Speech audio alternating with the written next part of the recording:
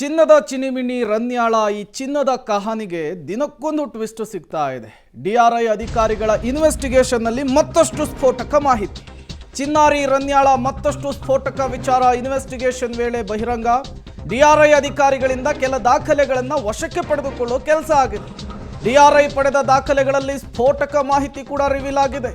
ಪ್ರಭಾವಿ ರಾಜಕಾರಣಿಗಳ photo, video ಲಭ್ಯವಾಗಿದೆ.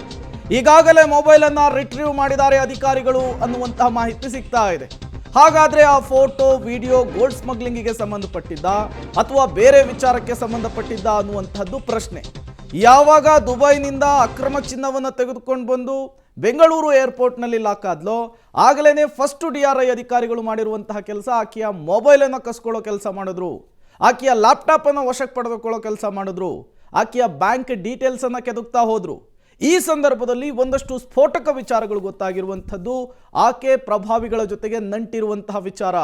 ಮೊಬೈಲ್ ಅನ್ನು ರಿಟ್ರೀವ್ ಮಾಡಿದಂತಹ ಸಂದರ್ಭದಲ್ಲಿ, ಲ್ಯಾಪ್ಟಾಪ್ ಅನ್ನು ತಡಕಾಡಿದಂತಹ ಸಂದರ್ಭದಲ್ಲಿ ಆಕೆ ರಾಜಕಾರಣಿಗಳ ಜೊತೆಗೆ ಇಟ್ಕೊಂಡಿರುವಂತಹ ಒಡನಾಟ ಕೂಡ ಗೊತ್ತಾಗಿದೆ ಅನ್ನೋದು ಗೊತ್ತಾಗ್ತಾ ಇದೆ.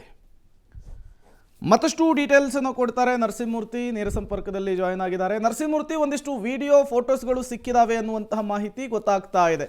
ಈ ವಿಡಿಯೋ ಮತ್ತು ಫೋಟೋಗಳು ಆ ಪ್ರಭಾವಿ ರಾಜಕಾರಣಿಗಳಿಗೆ ಗೋಲ್ಡ್ ಸ್ಮಗ್ಲಿಂಗ್ ವಿಚಾರದಲ್ಲಿ ಕಂಟಕವನ್ನು ಸೃಷ್ಟಿ ಮಾಡುವಂತಹ ಸಾಧ್ಯತೆ ಇದೆಯಾ, ಹೇಗೆ ಅಂತ ಹೇಳಿ?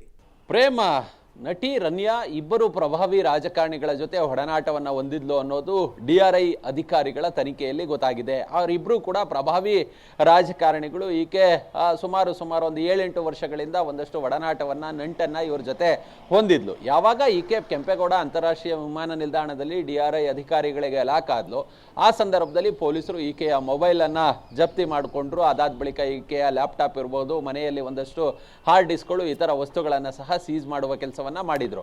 ಅದರಲ್ಲಿ ಒಂದಷ್ಟು ವಿಡಿಯೋಗಳಿದಾವೆ ಮತ್ತೆ ಕೆಲವೊಂದಷ್ಟು ಫೋಟೋಗಳಿದಾವೆ ಅನ್ನೋ ಮಾಹಿತಿಗಳು ಲಭ್ಯವಾಗ್ತಿದೆ. ಆ ಫೋಟೋಗಳು ರಿಲೇಟೆಡ್ ಈ ಒಂದು ಸ್ಮಗ್ಲಿಂಗ್ ರಿಲೇಟೆಡ್ ಅಥವಾ ಇತರೆ ಯಾವುದಾದ್ರೂ ಬೇರೆ ಆಕ್ಷೇಪಾರ್ಹ ವಿಡಿಯೋಗಳ ಗೊತ್ತಿಲ್ಲ. ಅದ್ರ ಬಗ್ಗೆ ಡಿಆರ್ಐ ಅಧಿಕಾರಿಗಳು ಇನ್ನು ಯಾವುದೇ ಸ್ಪಷ್ಟನೆಯನ್ನು ಸಹ ಕೊಟ್ಟಿಲ್ಲ. ಆದರೆ ಒಂದಷ್ಟು ವಿಡಿಯೋ ಮತ್ತೆ ಫೋಟೋಗಳನ್ನು ಮಹತ್ತರ ಸಾಕ್ಷಿಯನ್ನಾಗಿ ಪ್ರಕರಣದಲ್ಲಿ ಅವುಗಳನ್ನು ಸೀಸ್ ಮಾಡಲಾಗಿದೆ ಅನ್ನೋ ಮಾಹಿತಿಗಳು ಕೂಡ ಲಭ್ಯವಾಗ್ತಿದೆ.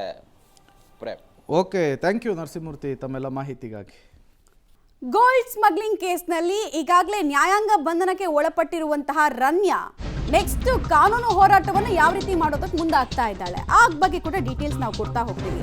ಹೈಕೋರ್ಟ್ಗೆ ಅರ್ಜಿ ಸಲ್ಲಿಸೋದಕ್ಕೆ ನಟಿ ರನ್ಯಾ ತಯಾರಿಯನ್ನ ಮಾಡಿಕೊಳ್ತಾ ಇದ್ದಾಳೆ.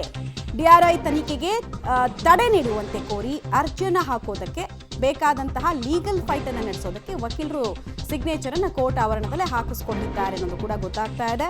ಡಿಆರ್ಐ ತನಿಖೆಯಿಂದ ರನ್ಯಾ ರಾವ್ಗೆ ರಿಲೀಫ್ ಸಿಗುತ್ತಾ ಅನ್ನೋದು ಪ್ರಶ್ನೆಯಾಗಿ ಉಳಿತಾ ಇದೆ.